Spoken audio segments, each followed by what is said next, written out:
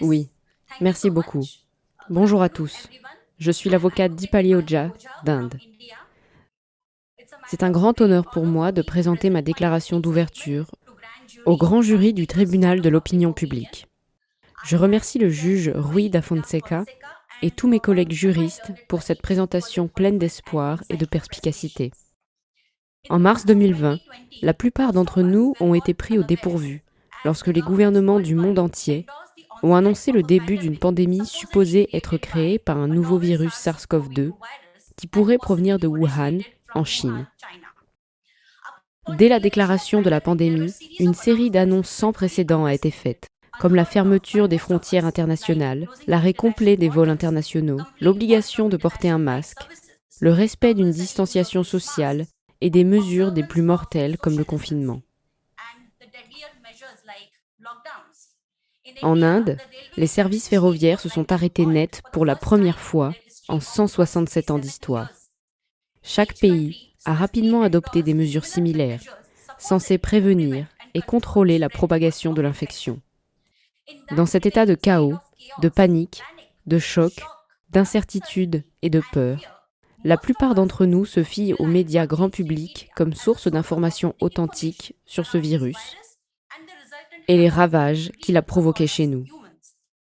L'un des aspects les plus marquants de la communication que nous recevons constamment des gouvernements et des autorités sanitaires du monde entier est qu'il n'existe aucun remède connu contre le virus SARS-CoV-2. Dans plusieurs pays, les patients malades se voyaient refuser l'admission dans des hôpitaux et étaient renvoyés chez eux en prétextant qu'il n'y avait pas de remède à cette maladie.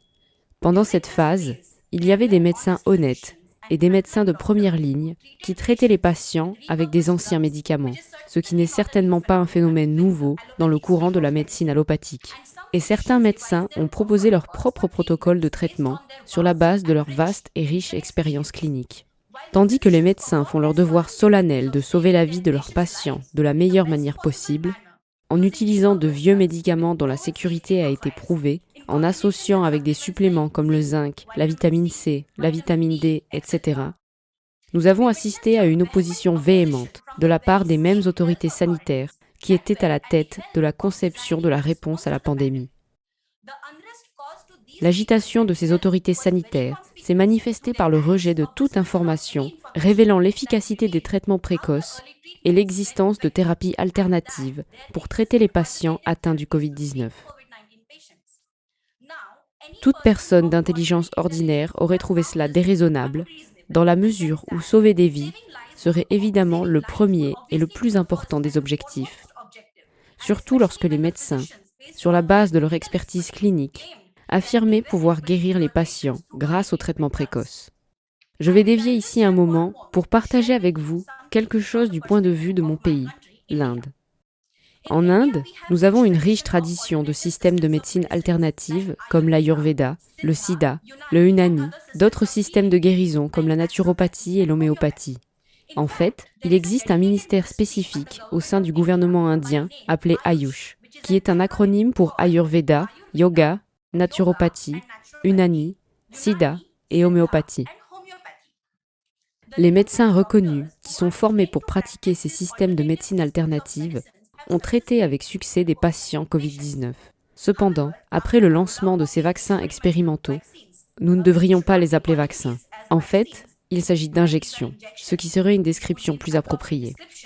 Après le déploiement de ces injections expérimentales, le blocage de toute discussion autour des traitements alternatifs semble être devenu plus prononcé, y compris le licenciement des médecins qui ont préconisé des traitements précoces pour le Covid, ceux qui ont proclamé que les traitements précoces étaient effectivement sûrs et efficaces. Certains médecins ont même fait l'objet de mesures disciplinaires de la part de leur conseil médical. Certains ont été ridiculisés publiquement et ont risqué l'annulation ou la suspension de leur licence médicale. Une telle réaction académique de la part des autorités sanitaires, des gouvernements et des conseils médicaux était en soi un signal d'alarme indiquant que quelque chose, quelque part, n'allait pas et n'était pas correct. Il est intéressant de noter que la plupart des personnes qui dictaient les réponses pour le Covid-19 des pays du monde entier ne traitaient même pas les patients Covid, mais ne prêtaient aucune attention aux médecins honnêtes et diligents qui traitaient réellement les patients sur le terrain avec un traitement précoce. Comme mon savant collègue l'a déjà souligné, la raison possible du blocage de toute information concernant l'efficacité des traitements précoces est l'autorisation d'utilisation d'urgence, qui n'est accordée que lorsqu'il n'y a pas de médicament adéquat, préalablement approuvé et disponible pour le traitement. L'affirmation selon laquelle il n'y a pas de traitement pour le Covid-19 a permis aux fabricants de vaccins de demander l'autorisation d'utilisation d'urgence. En outre, les entreprises pharmaceutiques bénéficient d'une immunité lorsque cette autorisation leur est accordée. Je souhaite vous informer qu'en Inde, il n'existe pas de disposition spécifique comme celle établie par la FDA américaine concernant l'octroi d'une autorisation d'utilisation d'urgence et que, par conséquent, jusqu'à récemment, les traitements alternatifs ou les médicaments de traitement précoce faisaient partie du protocole national indien de gestion du Covid. L'ivermectine, l'hydroxychloroquine, étaient inclus dans un protocole national jusqu'à fin septembre 2021. En fait, des États comme l'Uttar Pradesh et Goa en Inde se sont fait connaître au niveau mondial pour avoir démontré avec succès l'utilisation de l'ivermectine dans le contrôle de la propagation du Covid-19 et la guérison rapide des patients. Cependant, ces réussites ont été délibérément sapées et supprimées par toutes ces personnes et plateformes médiatiques compromises qui ont lourdement investi dans des entreprises de vaccins ou qui ont un intérêt direct, sous une forme ou une autre, à ce que le succès de ces médicaments de traitement précoce ne soit pas connu de tous. L'absence manifeste de tout débat scientifique sur l'efficacité des traitements précoces, associée au musellement des voix qui tentent de faire connaître l'efficacité des médicaments de traitement précoce, est un signe clair que les gouvernements et les autorités sanitaires du monde entier poussent le vaccin comme la seule solution pour guérir le Covid-19. Un autre aspect spécifique à l'Inde est qu'il n'y a pas d'immunité pour les fabricants de vaccins en Inde, ce qui a été confirmé par une déclaration sous serment déposée par le gouvernement indien auprès de la Cour suprême de l'Inde.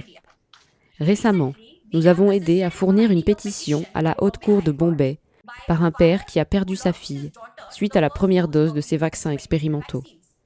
Il a demandé une indemnisation d'environ 1,3 milliard de dollars pour la perte de la vie de sa fille. C'est le deuxième cas que nous avons aidé à déposer. Le premier cas a été déposé en novembre 2021 par une mère qui a perdu son jeune fils suite à la première dose de ses vaccins expérimentaux. Dans ce cas, le fils a été contraint de prendre le vaccin expérimental afin d'accéder au système de transport public qui ne permet qu'aux personnes vaccinées de voyager, conformément à l'ordre administratif du gouvernement. En plus de la compensation monétaire de la perte de la vie de son fils à cause de ces injections expérimentales, cette mère a également demandé une enquête, approuvée par la première agence d'investigation d'Inde, sur le rôle de toutes les personnes impliquées dans l'enchaînement des événements. Depuis que les fabricants de ces vaccins, les personnes en charge de la réponse au Covid-19 ici en Inde, et tous ceux qui ont prétendu que ces vaccins Covid sont 100% sûrs et efficaces. Nous nous attendons à ce que plusieurs plaintes soient déposées dans tout le pays, dans un avenir proche, par des victimes de ces expériences médicales. Il serait inapproprié d'appeler ces produits des vaccins, car les vaccins sont censés fournir une immunité contre une maladie. Alors que l'on nous avait promis que les vaccins Covid nous protégeraient d'un virus prétendument mortel, nous constatons aujourd'hui que ces vaccins Covid n'empêchent pas d'entrer en contact avec la maladie et n'en arrêtent pas la transmission. En outre, ces vaccins ont montré qu'ils avaient des effets secondaires graves, y compris des décès, de sorte qu'il est impossible de justifier des produits médicaux expérimentaux qui n'arrêtent ni l'infection ni la transmission. En outre, les personnes vaccinées sont tenues de suivre le comportement approprié en cas de confinement, de rester à l'intérieur, de porter des masques et de respecter les distanciations sociales. Il y a un autre aspect alarmant de la manière dont ces injections expérimentales sont administrées à la population mondiale que je souhaite porter à votre attention. Il s'agit du consentement éclairé et de la manière dont les lois établies autour du consentement éclairé ont été ouvertement violées. Dans le procès que nous avons intenté ici en Inde, outre les précédents judiciaires spécifiques à l'Inde établis par nos tribunaux, nos hautes cours et la Cour suprême, nous avons également cité les dispositions de la Déclaration universelle sur la bioéthique et les droits de l'homme de 2005, qui imposent de fournir des informations détaillées au public afin d'obtenir son consentement éclairé à de telles expérimentations médicales. Toutes ces dispositions ont été violées. Par exemple, l'article 3 de la Déclaration universelle sur la bioéthique et les droits de l'homme stipule que la dignité humaine, les droits de l'homme et les libertés fondamentales doivent être pleinement respectés et que l'intérêt et le bien-être de l'individu doivent avoir la priorité sur le seul intérêt de la science et de la société. De même, l'article 6 de la même déclaration stipule que toute intervention médicale préventive, diagnostique et thérapeutique ne peut être mise en œuvre qu'avec le consentement préalable, libre et éclairé de la personne concernée, fondé par des informations adéquates. Ce consentement doit, le cas échéant, être exprimé et peut être retiré par la personne concernée à tout moment et pour toute raison sans inconvénient ni préjudice. Il existe également un autre jugement de référence que nous avons cité dans les procédures que nous avons déposées, à savoir le jugement rendu par la Cour suprême du Royaume-Uni dans l'affaire Montgomery contre Lanarkshire Health Board, qui date de 2015. Alors que nous discutons des points cruciaux concernant l'absence de consentement éclairé et la violation de plusieurs conseils et accords internationaux dans ce processus de déploiement de ces vaccins expérimentaux, la partie adverse, M. Global, s'appuie généralement sur un examen très peu convaincant pour justifier ces produits médicaux expérimentaux, à savoir que les avantages l'emportent sur les risques. Nos témoins experts présenteront les preuves qui montrent l'étendue de la façon dont ces produits expérimentaux ont infligé à la population les effets sérieux et graves de ces injections, y compris des décès. Le manque de transparence autour des données des essais cliniques, la sous-déclaration des décès causés par ces vaccins. Toutes ces preuves que nos experts présenteront au grand jury lors des prochaines audiences démoliront complètement ce raisonnement, couramment utilisé pour pousser ces vaccins expérimentaux, disant que les avantages de ces injections expérimentales l'emportent sur les risques. Pour conclure, je souhaite attirer l'attention du jury sur ce qui suit. La raison pour laquelle les autorités déclarent qu'il n'y a pas de traitement pour le Covid-19 n'est pas claire jusqu'à aujourd'hui, puisqu'il n'y a pas eu de débat scientifique ou de discussion entre les personnes en charge de la réponse Covid dans les pays et les médecins, les scientifiques et les docteurs qui prétendent avoir une histoire de succès prouvée et documentée autour du traitement précoce efficace.